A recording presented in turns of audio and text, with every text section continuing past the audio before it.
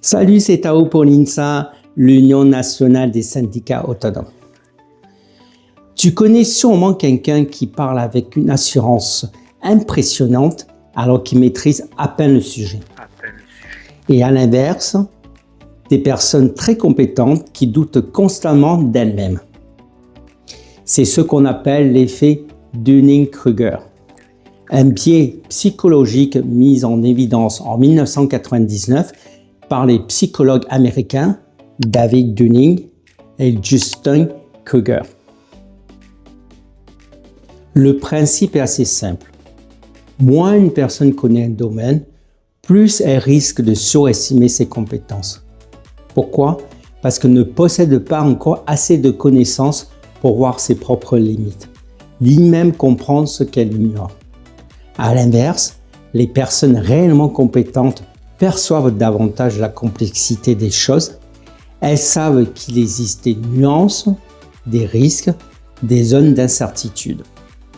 C'est souvent pour cela qu'elles se montrent plus prudentes, plus humbles et se remettent davantage en question. Ce biais psychologique est présent partout, au travail, sur les réseaux sociaux, dans les débats et même dans la vie quotidienne. Parfois, cela mène même à un management fondé davantage sur l'ego que sur les compétences réelles. Le problème, ce n'est pas de ne pas savoir, tout le monde apprend. Le vrai danger, c'est de croire qu'on sait déjà tout, au point de ne plus se remettre en question et d'imposer sa vision aux autres. Aujourd'hui, les salariés sont de plus en plus informés, ils connaissent mieux les mécanismes psychologiques, les biais cognitifs, certaines formes de manipulation ou de domination au travail. Les syndicats jouent aussi un rôle important pour rappeler les droits des salariés, préserver le dialogue et limiter certaines dérives humaines ou managériales. Parce qu'une entreprise fonctionne mieux lorsque l'écoute, le respect et la remise en question existent des deux côtés, reconnaître qu'on ne sait pas tout n'est pas une faiblesse.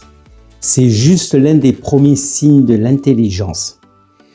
Si ce sujet vous intéresse, on peut parler ensemble avec l'INSA de tout cela.